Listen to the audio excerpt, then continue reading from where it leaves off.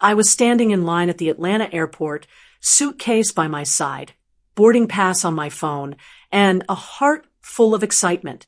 My son Melvin had asked me to fly out to Dallas to help him and his wife, Stephanie, with the kids for a few weeks. I had my travel outfit ready, comfortable shoes, my blue cardigan, and the necklace my granddaughter, Lacey, made for me last Christmas. I hadn't been to Texas in years, and I was looking forward to some time with my family. Just as I was about to board, my phone buzzed. I smiled, thinking it was Melvin texting to say he couldn't wait to see me. But when I opened the message, my smile froze. Mom, can you make it 2 months instead of a few weeks? Steph got a new job and will really need you full time. I read it twice, then 3 times. 2 months? Full time? I blinked at the words, wondering if I was misunderstanding. The woman standing next to me in line must have noticed my face. She asked, "Everything okay, honey?" I nodded, even though it wasn't. "Yes, just a little change of plans," I said, forcing a smile. The flight attendant called our group to board, and I moved forward, but my heart was suddenly heavy. I wasn't sure what I'd just agreed to.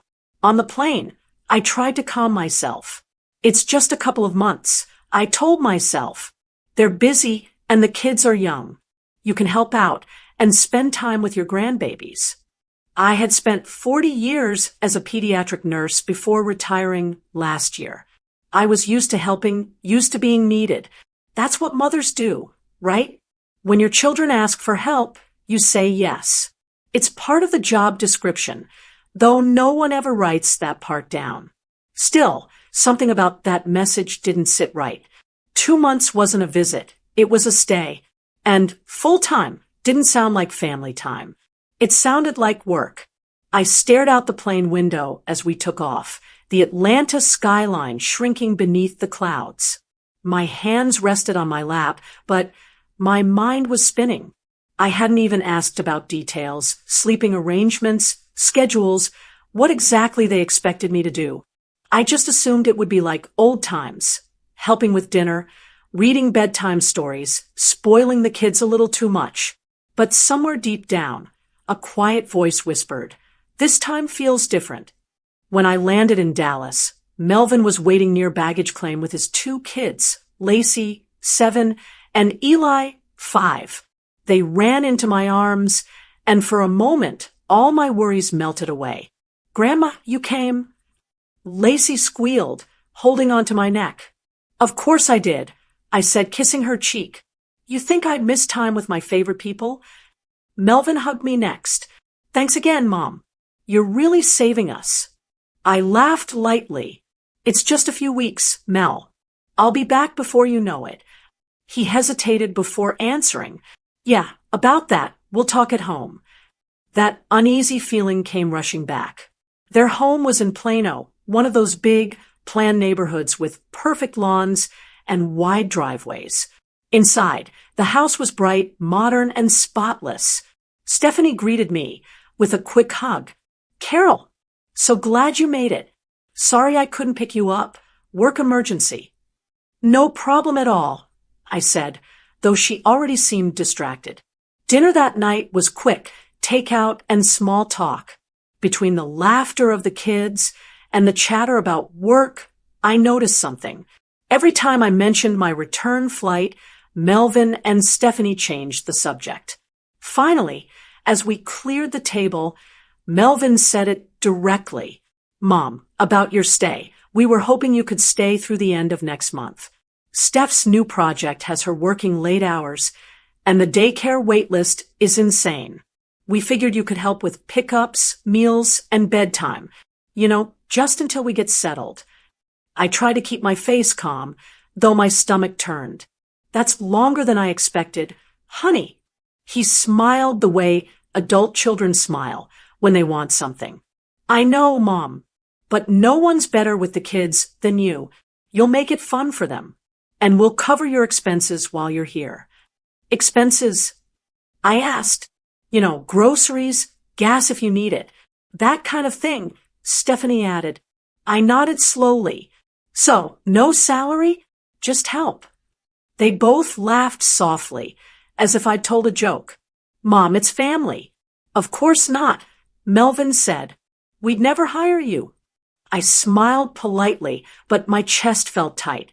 After dinner, I went to the guest room, a cozy space off the hallway. The kids had drawn a "Welcome Grandma" sign taped to the wall. It warmed my heart, but underneath it, I felt something else. I sat on the bed and stared at my phone. My friends back in Atlanta had invited me to a senior yoga retreat in Savannah that same month. I'd said no because I thought family came first. Now, I wasn't sure what family meant anymore. The next morning, I woke early to the sound of little feet running in the hallway. Stephanie had already left for work. Melvin was in his suit, rushing out the door. Love you, Mom. Breakfast stuff's in the fridge. Oh, and can you take Lacey to ballet at 4? Of course, I said automatically, even as he was halfway out the door. By 9 a.m., I'd cooked breakfast, cleaned up the kitchen, dressed the kids, and started laundry. I realized I hadn't even brushed my own hair yet. At lunchtime, Lacey asked, Grandma, are you staying forever? I smiled gently. No, sweetheart, just helping for a little while. Mom says you're our new babysitter, she said matter-of-factly, chewing her sandwich. I froze. She said that. Yeah, Daddy said you're the best one because you're free. I didn't respond. I just kept cutting the crust off her sandwich, my hands trembling slightly. That night, after I tucked the kids into bed, I sat in the guest room with a cup of tea, staring at the message Melvin had sent at the airport. 2 months. Full time. I had said yes because I love them. But love, I realized, had turned into labor, quiet, unpaid, and unseen. I told myself it was temporary, that I was just helping. But deep down, I knew something had shifted. And as I turned off the light, one thought echoed in my mind. I hadn't been invited for a visit. I'd been hired for a job, one I never applied for, and one I wasn't sure I wanted. What I didn't know then was that I wasn't flying into a family visit. I was flying into a job interview I never agreed to. The next morning started before sunrise. I could hear the coffee maker already gurgling in the kitchen. Melvin was dressed, briefcase in hand, scrolling through his phone while half listening to the news. Stephanie was in workout clothes, moving fast between the pantry and her laptop on the counter. Morning, Mom, Melvin said without looking up. Kids are still asleep. There's cereal if they wake before Steph leaves. I smiled politely, though he was already out the door. Stephanie glanced up for a second. Thanks again for being here, Carol. We'd be lost without you. I'll be back late, presentation day. Of course, I said. Good luck. And just like that, I was alone in the house with 2 sleeping children and a long, quiet morning ahead. I made myself some tea, sat by the window, and tried to picture what the next few weeks would look like. Maybe I could bake cookies with Lacey, take Eli to the park, cook family dinners. I had always been the kind of mother who showed love through doing. Helping came naturally to me. But by the 3rd day, I realized this wasn't going to be a visit filled with memories. It was a schedule. Stephanie left a note on the counter one morning. It wasn't unkind, just detailed, almost too detailed. Mom, Lacey's school lunch in the blue box. Eli's snack at 10. Laundry in the guest room needs folding. Please don't forget dance pickup at 4. Dinner can be the casserole in the fridge. Thank you. At the bottom was a smiley face, but it felt like a signature from a boss. By noon, I had done everything on that list. The kids were good, but full of energy. I was running after them, cleaning up, fixing meals, washing clothes. When Melvin came home that evening, he smiled and said, "You still got it, Mom. The house looks great." I smiled back, but inside, something didn't sit right. I hadn't come here to prove I still had it. I came to be with my family. The next few days rolled into one long blur. Stephanie's thank yous came at predictable moments, like clocking in and out of politeness.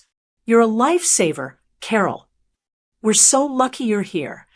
Always said while walking out the door. One night, I sat on the back porch, listening to the hum of the air conditioner and the faint laughter of neighbors down the street. I thought about my life back in Atlanta, my small apartment, my garden, my book club, quiet things that made me feel like me. Here, my days revolved around nap times, laundry, and school drop-offs. It wasn't that I didn't love the kids. I adored them. But there's a difference between helping and being used. Stephanie came home late that evening, heels in one hand, exhaustion written all over her face. Carol, you're amazing. I don't know how we'd survive without you. She kissed me on the cheek, then went straight upstairs without another word. I stared at the sink full of dishes and whispered to myself, apparently, that's how. Day 7 brought a new addition, an apron. It was hanging on the kitchen chair when I came down for breakfast. Blue with flowers and a sticky note attached. For Grandma, so you don't ruin your clothes. Smiley face. It should have been sweet, but something about that little smiley face made me feel small. I slipped it on anyway. I told myself it was practical, but deep down, it felt like a uniform. Around lunchtime, Stephanie called from work. Mom, could you add a few things to your day? The cleaner canceled, and the kids' bathroom needs some attention. I know you don't mind. You're so much better at keeping things tidy. I wanted to say, actually, I do mind. But instead, I said, sure thing, honey. Years of being the peacemaker had trained me well. After hanging up, I looked around the kitchen. Toys on the floor, dishes stacked high, laundry basket full. I felt like I was running a small daycare, not visiting my family. That night, after the kids were asleep, Melvin sat at the kitchen counter doing emails. Mom, he said without looking up, you have no idea how grateful we are. We're saving a fortune, not having to hire help. I froze. Saving a fortune. He said it casually, almost proudly, not realizing how the words landed. Glad I can help, I said, swallowing the bitterness that rose in my throat. He smiled, still typing. You always were the best, Mom. A few days later, I overheard Stephanie on the phone. I wasn't eavesdropping. Her voice carried through the hallway. Oh, it's been great, she said to someone. We don't have to pay for daycare or a housekeeper. My mother-in-law is staying for a while. Total blessing. It's saving us thousands. Thousands. That word echoed in my head the rest of the night. When she hung up, she came into the kitchen all smiles. I bragged about you at work today. Carol, everyone's jealous. I nodded politely, stirring a pot of soup. That's so. Oh, yes. Most people don't have mothers-in-law willing to help this much. Help, I repeated softly. She didn't notice. Anyway, I'm running late tomorrow. Can you drop the kids at school and then pick up dry cleaning? I wanted to say, I didn't come here to run your errands. But my mouth betrayed me. Sure. That night, I lay awake staring at the ceiling. The sound of the air conditioner clicked on and off. The guest room felt smaller somehow. My body ached from bending, lifting, cleaning. When I finally drifted off to sleep, I dreamed I was back at the hospital, except I wasn't getting paid.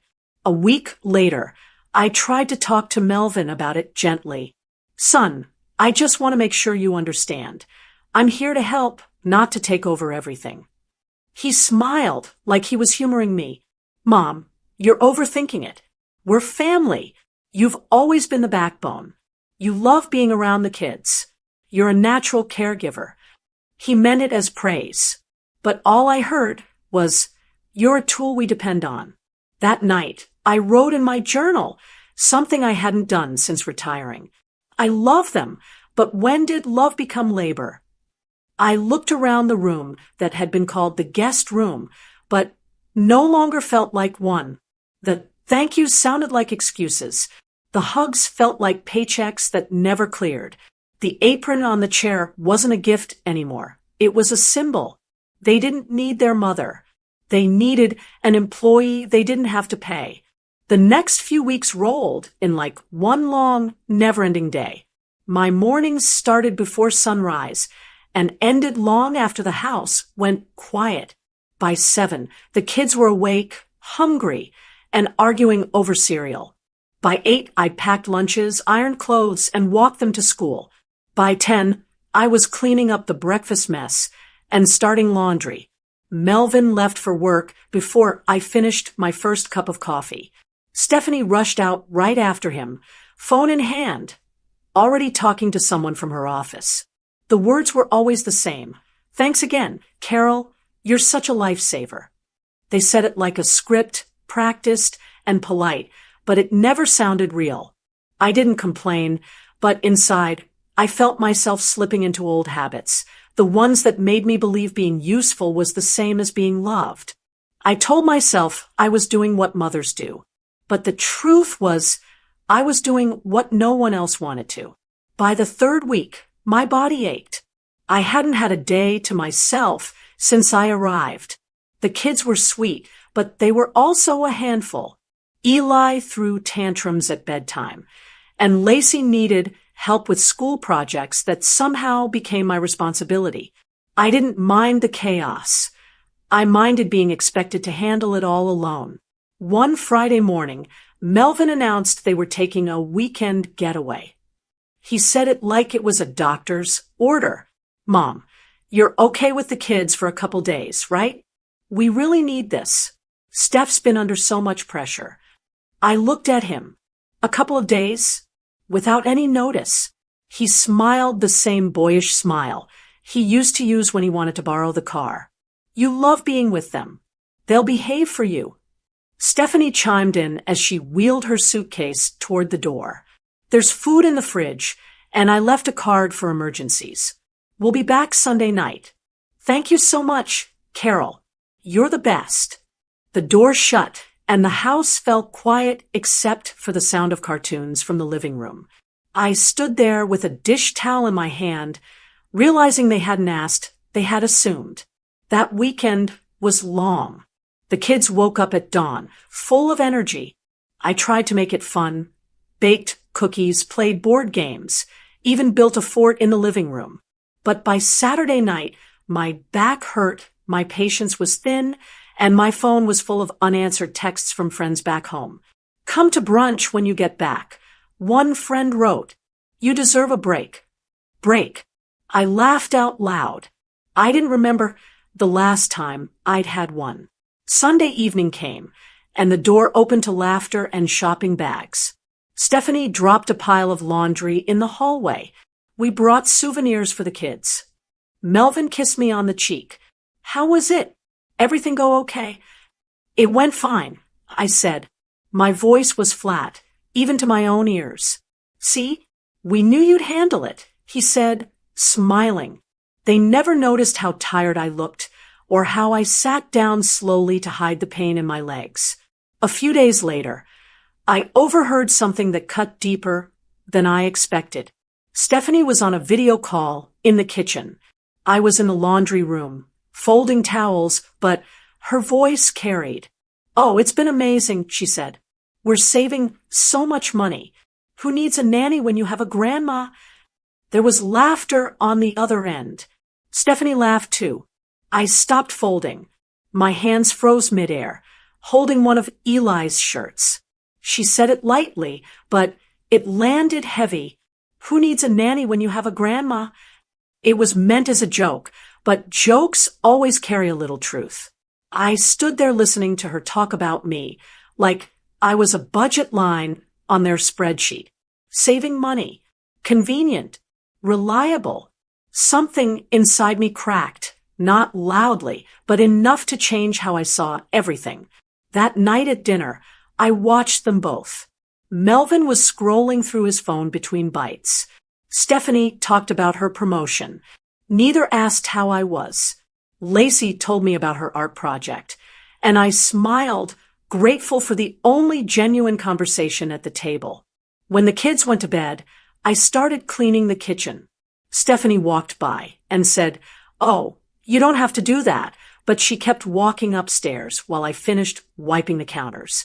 Later, I sat in the dark living room. The glow of the dishwasher, the only light. I thought about my old life, how I used to dream of retirement meaning freedom, lunches with friends, reading in the park, maybe taking a road trip. Instead, here I was running a household that wasn't mine. I realized something simple but painful. Being needed wasn't the same as being valued. Melvin and Stephanie said thank you out of habit, not gratitude.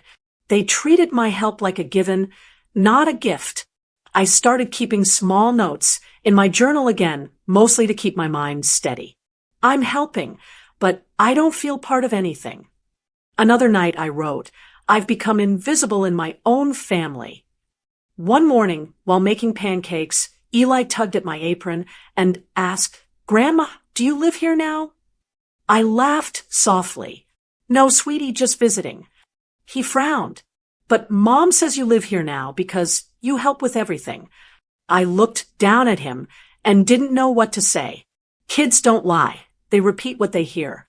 When he ran off to play, I leaned against the counter, gripping the edge to steady myself. It wasn't his fault. It wasn't even entirely Melvin's or Stephanie's fault. I had allowed it. I had agreed to help, and I never drew a line. But I was beginning to understand that lines matter. That evening, after the kids went to bed, I overheard another conversation. Melvin was telling Stephanie about a co-worker who hired a live-in nanny. "She's paying almost $5,000 a month," he said, laughing. "Can you imagine? We'd never afford that." Stephanie replied, "Exactly. That's why I say we're lucky. Mom's here. We should do something nice for her when she leaves. Maybe a spa gift card or something." I felt my stomach twist. A gift card. For 2 months of unpaid work. I quietly walked upstairs, lay down, and stared at the ceiling. I could hear their muffled voices downstairs, light laughter floating up the hall. That's when the truth hit me so hard I had to sit up.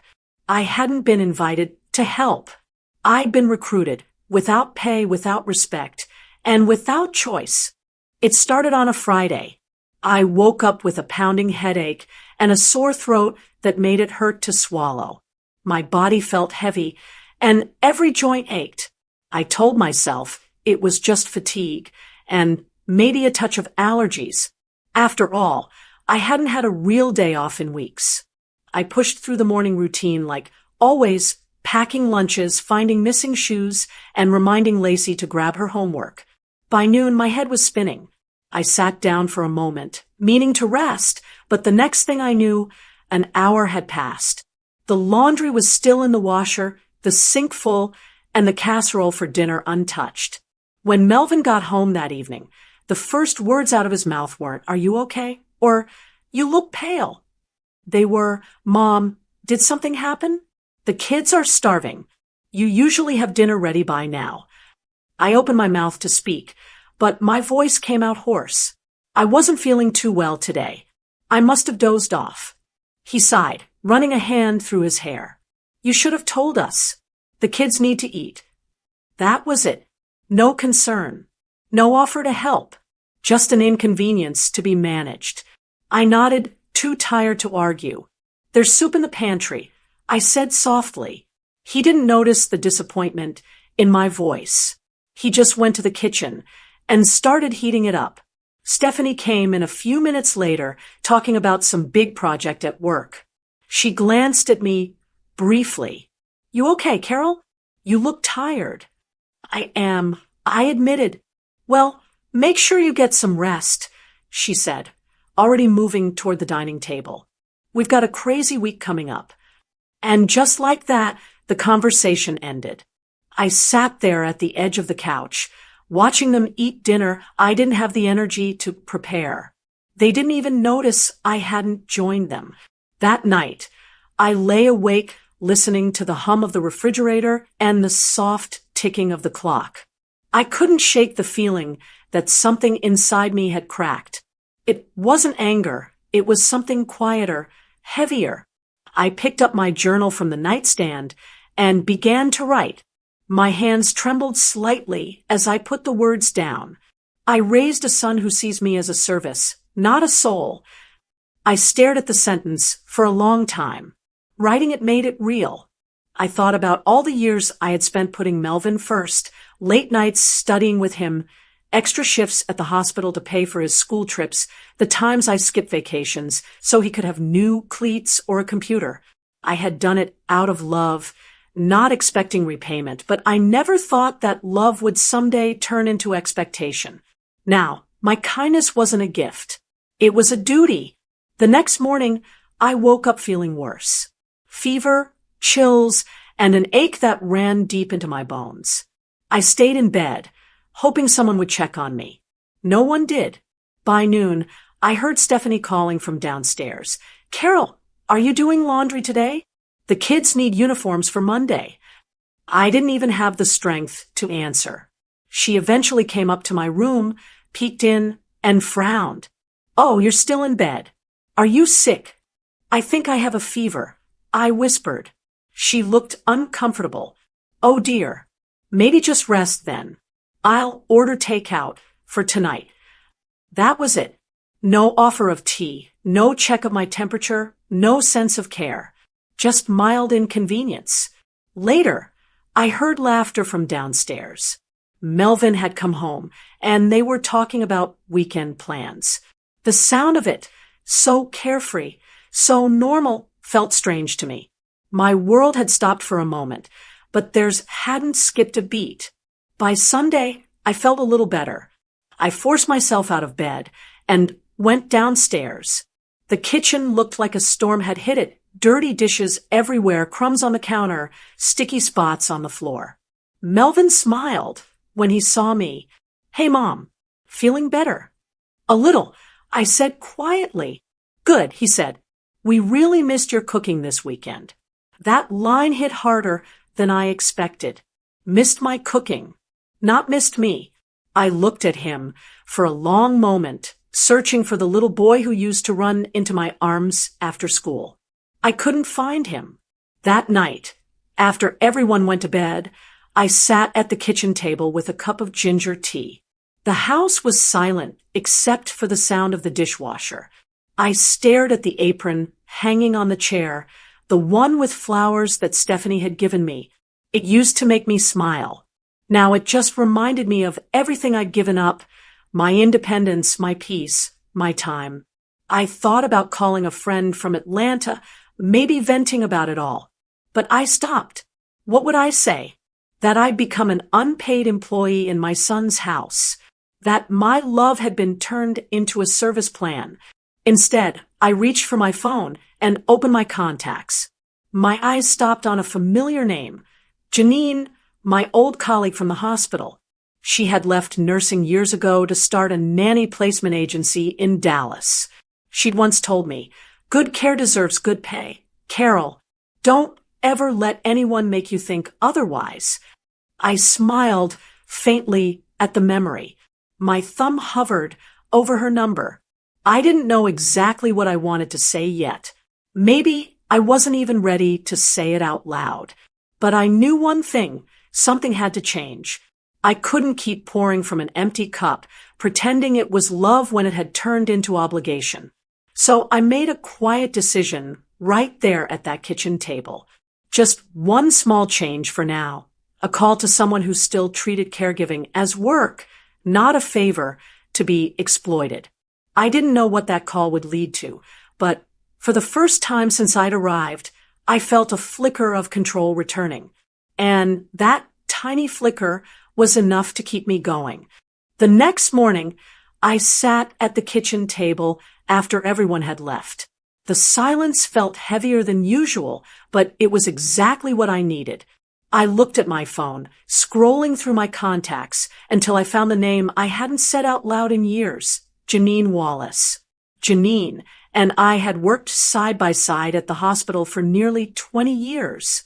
I was the calm one in the pediatric wing, and she was the organizer who could turn chaos into order. After retiring from nursing, she started a professional nanny and home care agency in Dallas.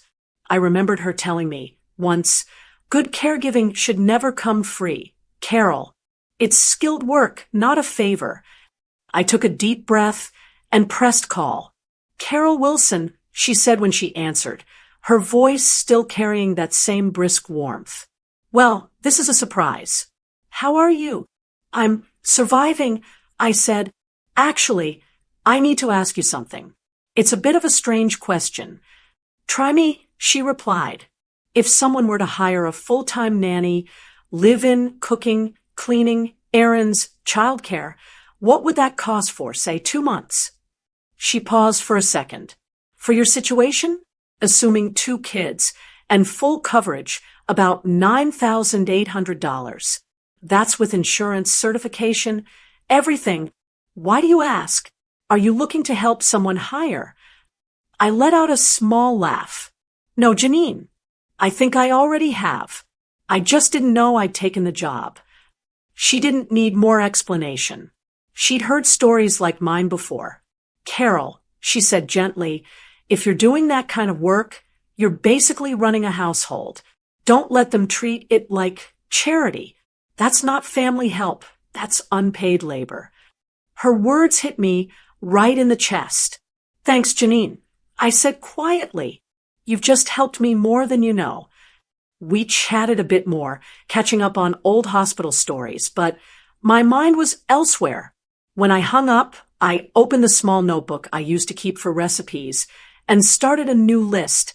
Hours worked, 6 a.m. to 9 p.m. every day, sometimes later. Meals cooked, breakfast, lunch, and dinner every day. Laundry loads, at least 4 per week. Errands, school drop-offs, ballet pickups, grocery runs, dry cleaning. As I wrote, the number of unpaid hours stared back at me. I began adding up the value line by line, week by week. After just 1 month, I'd already crossed Janine's number. It wasn't about money. It was about fairness. They thought of me as help, but I was handling the work of a full-time professional. Only difference was I wasn't being respected or paid for it. That week, I started noticing everything differently. When Stephanie handed me a to-do list, I kept it. When Melvin said, "Can you just watch the kids tonight? We'll be late," I made a note of the hours. Even the smallest requests went into that notebook. It wasn't anger that drove me. It was clarity. I had spent years equating love with sacrifice. But sacrifice without appreciation isn't love. It's servitude. One evening, while Stephanie and Melvin were at a dinner event, I sat at the kitchen counter going through my notes. Lacey came in and asked, "Grandma, why are you writing so much?" I smiled. "I'm keeping track of all the things I do, so I don't forget." She nodded thoughtfully. "Mom does that for work sometimes. She says people need to see what she's worth." Out of the mouths of babes, I thought. When she ran off, I closed the notebook and smiled. Exactly. People needed to see what I was worth. A few days later, during breakfast, Stephanie mentioned that her company was offering a family appreciation week. "It's supposed to help us focus on gratitude and balance," she said while scrolling through her emails. "We have to write about who helps us most at home." Melvin grinned. "You should write about Mom. She's been holding this house together." Stephanie laughed. "I might, but technically, I don't think she counts. She's family." That word, technically, stuck to me all morning like a bad taste. Later that afternoon, I sat in the car waiting for the kids at school pickup. I thought about all the times I'd told myself, "This is temporary. They'll realize how much you do." But they hadn't. They wouldn't. Not unless I showed them. That night, after the kids went to bed, I emailed Janine. If I needed to hire a certified nanny, full-time, live-in, Could you arrange that within a week? Her reply came within minutes. Easily. I have someone available now. Young, experienced, excellent with kids. Name's Alyssa. But may I ask, Carol, are you planning to replace yourself? I stared at the screen, smiling faintly. Something like that. I typed back. Over the next few days, I worked quietly. I didn't complain, didn't hint, didn't argue. I just kept my notes and made my preparations. When I wasn't cooking or cleaning, I was going through the paperwork Janine had sent me, employment agreement, background check, salary terms. Alyssa's credentials were impressive. She had CPR certification, early education experience, and a soft approach with children. Exactly the kind of professional any family would be lucky to have. I called Janine once more to confirm. I'll cover the deposit. I told her I just need her here for the first day to meet them. Janine chuckled. Carol Wilson, are you about to teach someone a lesson? Not a lesson, I said, just a little accounting. By the end of the week, my notebook was full.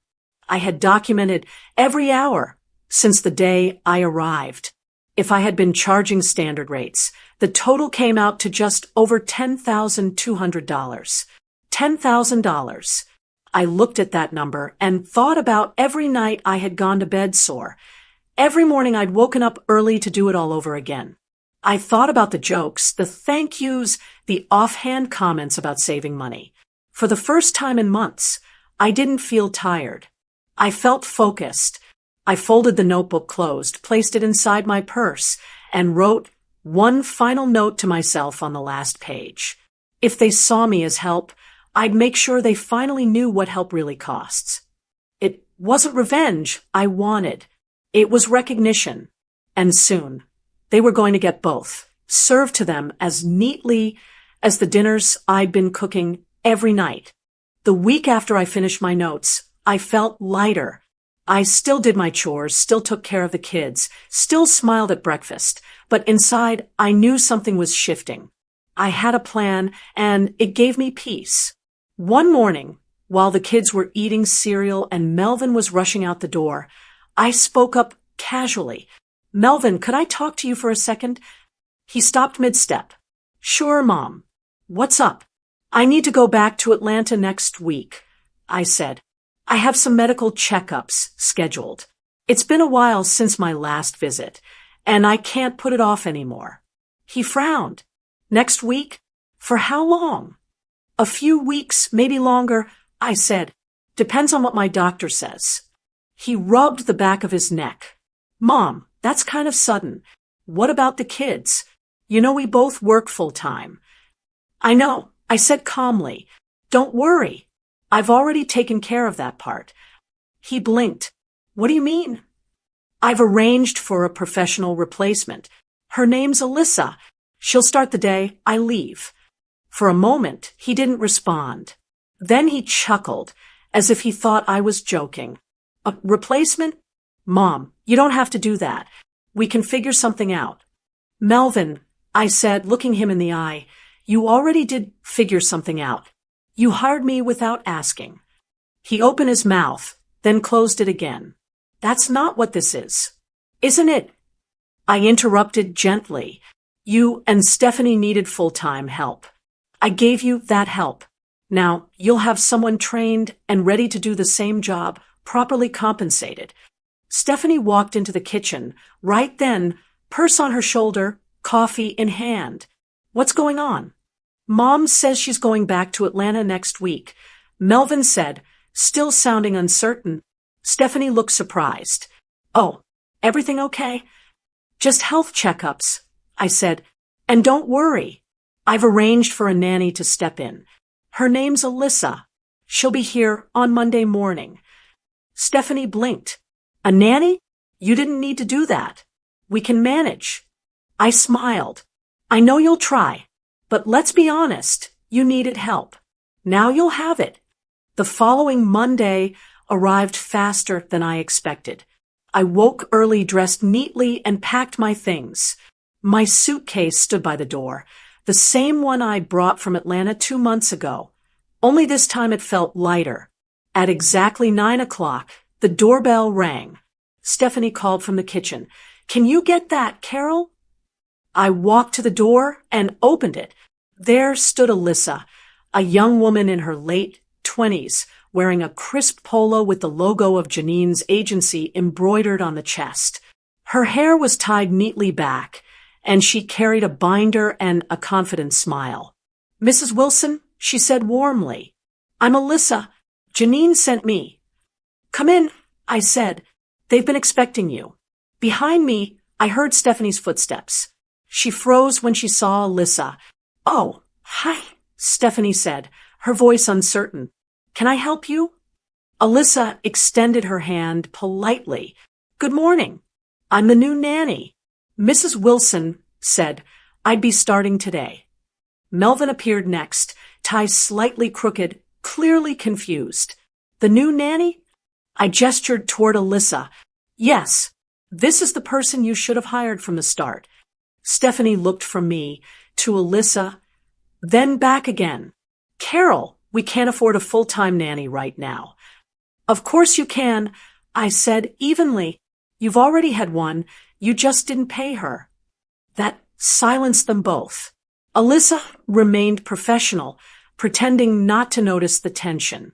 She opened her binder and began explaining her schedule, her training, and her responsibilities.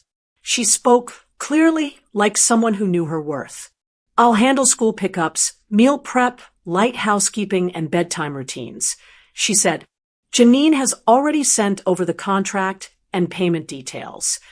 Stephanie's mouth fell open slightly. "Payment details?" "Yes," Alyssa said, still smiling.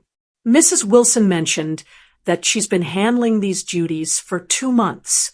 So the invoice reflects the standard rate for full-time live-in care during that period." Melvin looked at me, eyes wide. "Invoice."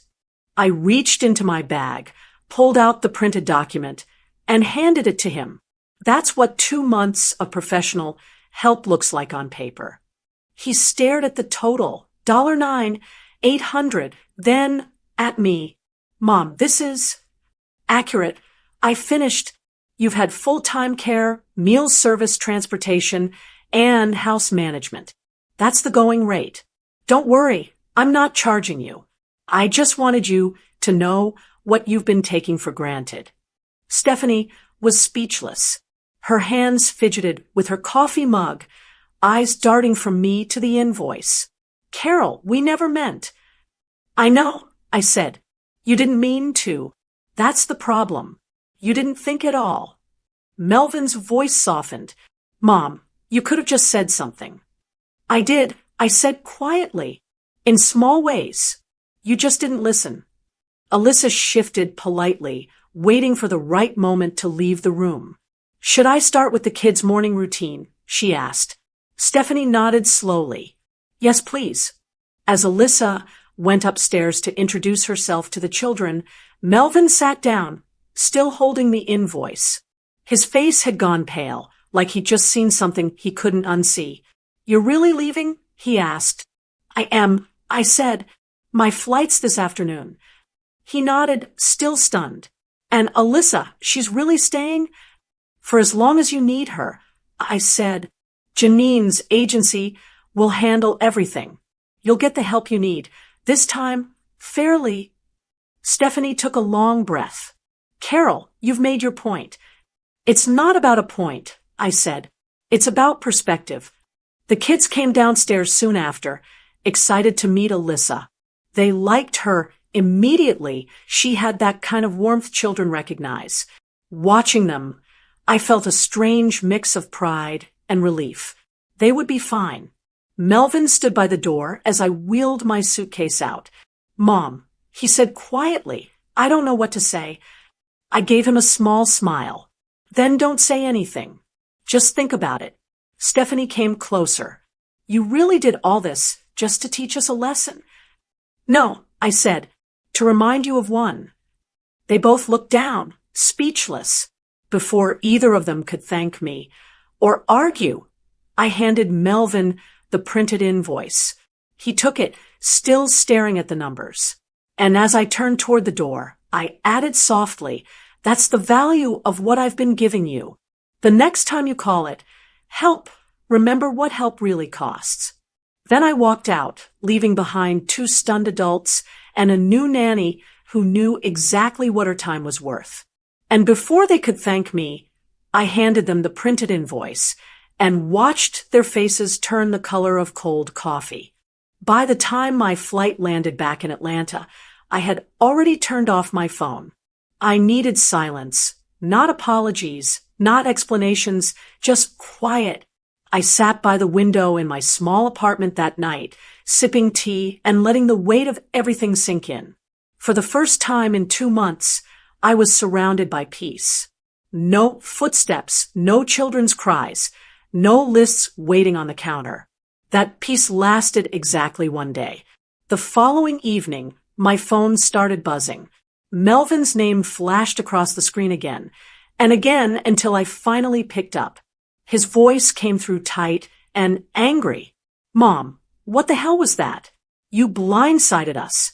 Do you have any idea how humiliating that was?" I didn't raise my voice. "Welcome to my world, Melvin. I've been humiliated quietly for weeks." He was silent for a moment, then started again. "We had no idea you felt that way. You could have just told us instead of making a scene. Hiring that nanny, giving us an invoice. What were you trying to prove?" "I wasn't trying to prove anything," I said. "I was showing you the truth. You treated me like a convenience, not a person. You didn't ask, you assumed. You didn't thank me, you depended on me." "Mom, that's not fair," he said, his voice softening. "No," I said. "What wasn't fair was how easily you forgot I have a life too." He sighed heavily. "Steph feels awful about everything." "I'm sure she does," I said, "now that someone is holding her accountable." There was another pause. I wish you'd given us a chance to fix it before doing something so drastic. I gave you many chances. Melvin, you just didn't notice." He didn't respond after that. I could hear him breathing on the other end of the line, the sound of a man realizing he was no longer in control of the story. Finally, he muttered, "I'll call you later," and hung up. The next morning, I woke up to a long text from Stephanie. It started with, "Carol, I'm so sorry," and ended with, "We love you and hope we can move past this." Between those lines were paragraphs of excuses. She mentioned how stressful her job had been, how she never meant to take advantage of me, and how sometimes gratitude doesn't come out right when life gets overwhelming. I read it twice, then put the phone down. It wasn't a bad apology, but it wasn't an honest one either. It sounded like something she'd written to make herself feel better, not to make things right. I didn't respond. Instead, I opened my savings account app on my phone. I had a small amount of money I'd been keeping aside for emergencies. For years, I told myself that meant medical bills or car repairs. But as I sat there thinking about the past few months, I realized something. This was an emergency, the slow death of my self-respect. And saving myself counted as a legitimate reason to spend it. So I booked a trip. A week later, I was on a plane to Santa Fe, New Mexico, a place I'd always wanted to visit, but never had the time or reason to go. I didn't tell anyone. I just packed light, locked up my apartment, and left. The air in Santa Fe was dry and clear, the kind that makes you breathe a little deeper. I stayed in a small, adobe-style inn on the edge of town. The woman at the front desk handed me the key and said, "Breakfast's at 8. No one here's in a hurry." That was exactly what I needed. No hurry, no pressure, no expectations. The first morning, I took a walk through the art district. I watched painters set up their easels, their colors bright against the red clay buildings. For once, I didn't feel invisible. No one looked at me as someone's mother or someone's grandmother. I was just another woman enjoying the morning. Later, I visited a local market and bought a silver bracelet from a native artisan. He told me the design represented strength and renewal. I smiled and told him, I think I'm in the market for both. That evening, I had dinner alone at a small restaurant that overlooked the desert hills. I ordered something simple, something I didn't have to share with anyone. When the sun began to set, the sky turned a deep orange, and for the first time in years, I felt peace settle into my bones. A few days into my trip, Melvin called again. I didn't answer. He left a voicemail saying he wanted to talk things out. I wasn't ready for that. I didn't need to talk. I needed to feel. Every morning, I woke up early, took long walks, and wrote in my journal. My entries were different now. They weren't filled with frustration or guilt. They were about rediscovery. I am learning to rest without feeling guilty. I don't owe anyone constant sacrifice. I gave enough. Now I get to give to myself. Each page felt lighter than the last. One afternoon, while sitting at a cafe, I overheard two women around my age talking about their grown children. One of them said, "My daughter acts like I'm her safety net, not her mother." The other replied, "They forget we raised them to be independent, not to depend on us forever." I smiled quietly. They didn't know me, but they might as well have been telling my story. On my 6th night in Santa Fe, I sat by the window of my hotel room, watching the moon rise over the mountains. My phone sat on the nightstand, silent for once. I thought about Melvin and Stephanie, about the children I loved, and about how easily I had let my role as caregiver erase who I was. It wasn't anger I felt anymore. It was relief. I didn't regret helping them, but I regretted losing myself in the process. I had spent most of my adult life caring for others, patients, coworkers, family, and somewhere along the line, I had forgotten how to care for myself. Now, in that quiet hotel room, with no one depending on me, I remembered what freedom felt like. That night, as I turned off the lights and slipped into bed, I didn't think about who needed me tomorrow. I didn't plan breakfast or errands or schedules. For the first time in years, I slept without setting an alarm. The first few mornings in Santa Fe, I did nothing.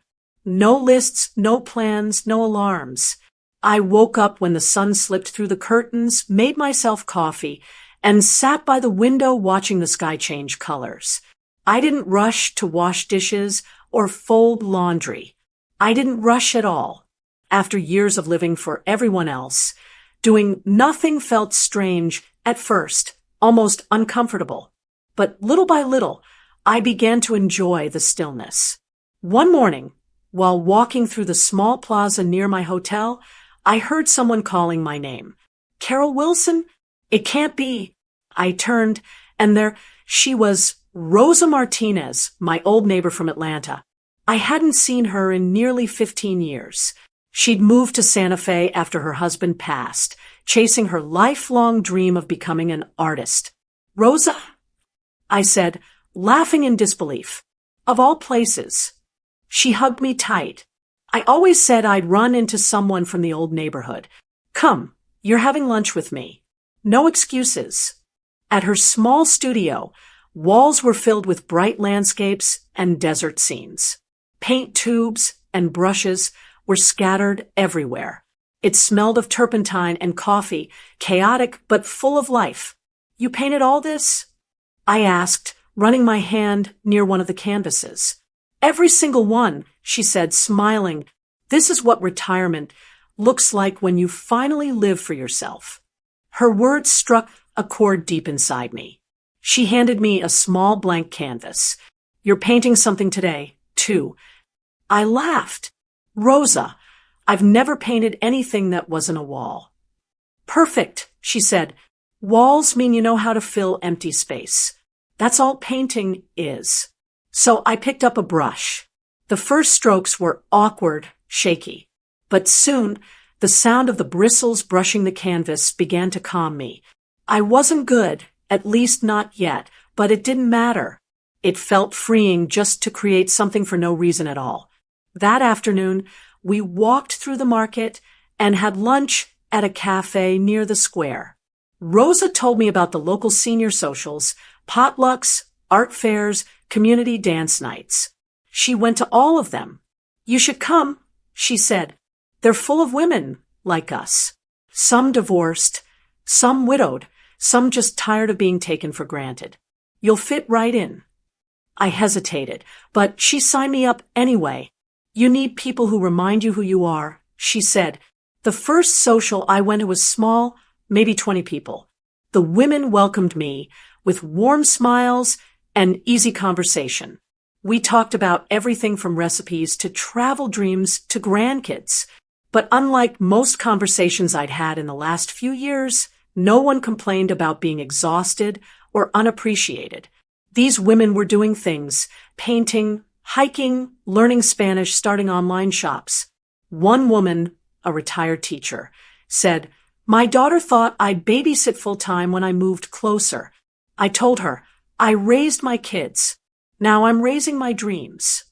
That line made everyone laugh, including me. It was exactly how I felt, but hadn't found the words for yet. By the end of the evening, I'd made new friends and felt lighter. For the first time in decades, I didn't introduce myself as Melvin's mom or the kids' grandma. I was just Carol. Days turned into weeks. My walks got longer. My sleep got deeper. I joined Rosa at her art studio twice a week. Sometimes we painted. Other times we just sat and talked. She asked about my family one afternoon as she mixed colors. "Do you miss them?" "Of course," I said, "but I think I miss who I used to be more." Rosa nodded knowingly. "Then keep doing things that make you feel like her again." That night, I wrote in my journal, "I spent 40 years nursing others back to health. It's my turn now." As weeks passed, the ache I'd been carrying inside my chest started to lift. I no longer checked my phone constantly or waited for texts that didn't come. I realized how quiet real peace can be. No guilt, no expectations, no noise. One afternoon, I painted a simple picture of an open window with sunlight streaming in. It wasn't perfect, but it meant something to me. The window symbolized freedom, the ability to breathe on my own terms. Rosa framed it and said, "This belongs on your wall when you go home." Eventually, I did go back to Atlanta, but I returned different. I didn't rush to unpack or catch up on chores. I moved slowly, choosing what I wanted to keep and what needed to go. The house felt like a new space, familiar yet changed. Much like me, I unpacked my small Santa Fe souvenirs, the silver bracelet, the framed painting, and a little ceramic sun I bought at a street market. Each one reminded me of what I had reclaimed. Then I opened the drawer where my old apron was folded. I held it for a long moment.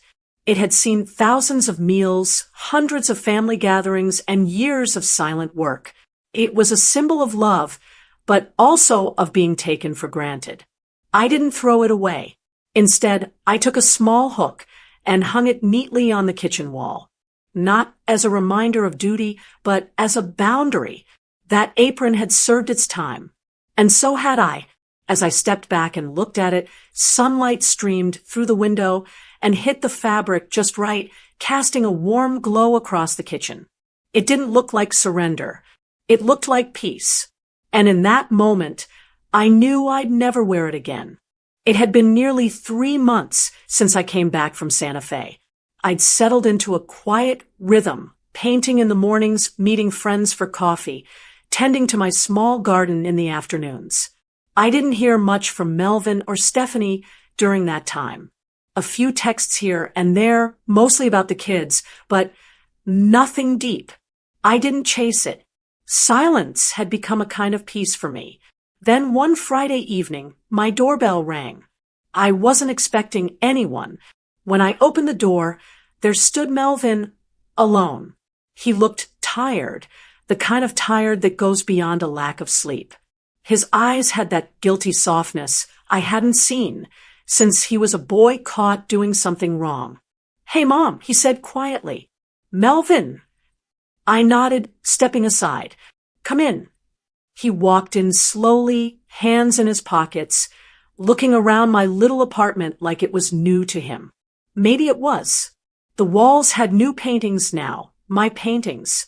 You've been busy, he said, glancing at the canvas on the easel. I replied.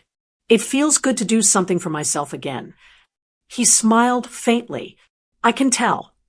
We sat down at the kitchen table, the same one where I'd once written my notes before hiring Alyssa. For a moment, neither of us spoke.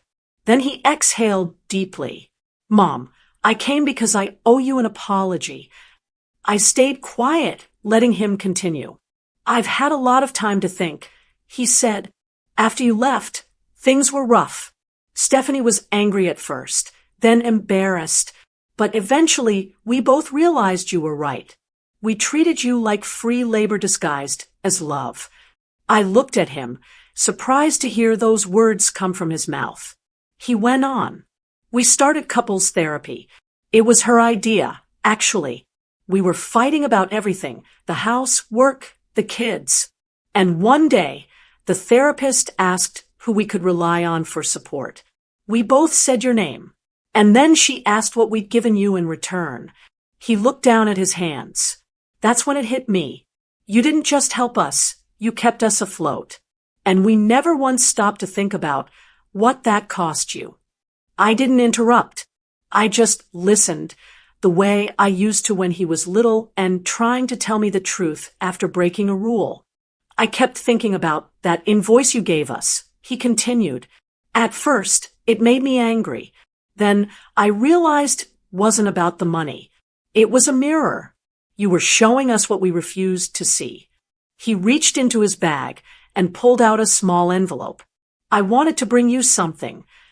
Inside was a photo of my grandchildren, smiling, holding up a sign that said, "We miss you, Grandma." Beneath, it was a handwritten note from Lacey. Alyssa says thank you for helping Mommy and Daddy learn. Melvin smiled weakly. We hired Alyssa full-time, and we pay her. You taught me something I didn't even know I needed to learn, that respect and love aren't the same thing, but they can exist together if you try hard enough. I looked at the picture, my throat tightening. How are the kids? They're good, he said. They still ask about you all the time. Alyssa's great with them, but it's not the same. I smiled softly. It's not supposed to be the same.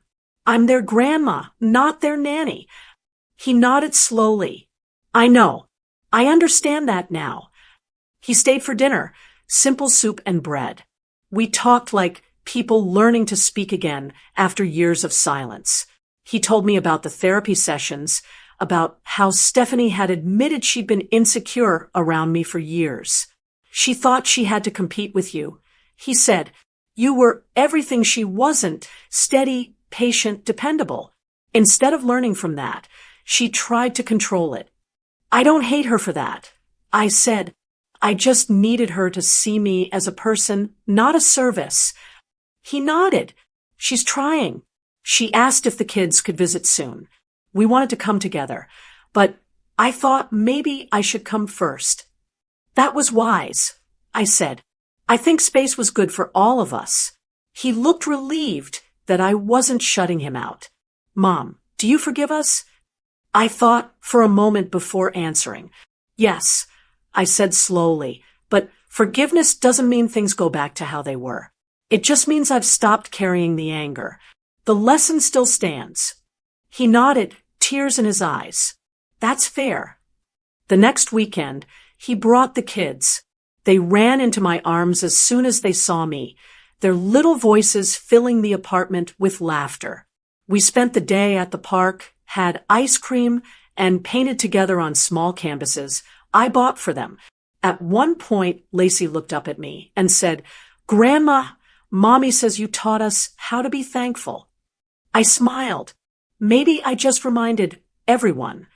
When Melvin dropped them off that evening, he hugged me longer than usual.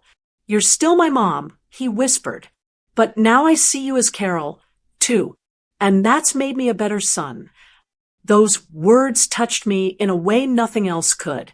That night, after they left, I walked into my kitchen and looked at the apron hanging on the wall. It was still there, untouched, just as I'd left it. I smiled, thinking of how far I'd come. That apron wasn't a symbol of servitude anymore. It was proof of my boundaries, a quiet reminder that love could exist without sacrifice. I whispered to myself, forgiveness doesn't mean wearing the apron again. It means hanging it up and keeping it there. And I turned off the light, feeling at peace, not because everything was perfect, but because I finally knew where I stood. 6 months later, I found myself on a plane back to Dallas. The last time I'd made this trip, I was tired, overworked, and invisible. This time, I was rested, calm, and curious. Melvin had invited me weeks earlier. "Mom, we'd love to have you visit," he'd said. "Just a visit, no helping, no cooking. We just want to see you." I hesitated at first, but when Lacey's little voice came through the phone shouting, "Grandma, please come. Mommy's making your favorite dinner," I couldn't resist. When I arrived, Melvin was waiting at the airport with flowers. "No suitcases of kids' clothes to carry this time," I joked. He laughed, and for the first time in a long while, it felt easy between us. The drive to their house was peaceful. The same streets, the same big houses, but something felt different. The tension that once filled that home had been replaced with something lighter. When we walked in, Stephanie greeted me at the door wearing an apron. Her apron, not mine. The smell of roast chicken filled the house. "Welcome, Carol," she said, smiling. "Dinner's almost ready. Please just sit and relax." That sentence, "just sit and relax," might have been the most unexpected thing I'd ever heard in that house. The kids ran to me, wrapping their arms around my waist. "Grandma, we helped set the table." Lacey said proudly, "Alyssa taught us how to fold napkins, like restaurants." I smiled and hugged them tighter. Alyssa was still with them. I learned, working part-time now, that Stephanie's job allowed more flexibility. "She's wonderful," Stephanie said. "Hiring her was the best decision we ever made." I nodded. "I'm glad to hear it." Dinner was simple and perfect. Roast chicken, mashed potatoes, and green beans. Real, home-cooked food. Stephanie fussed over every detail, checking to make sure I had everything I needed.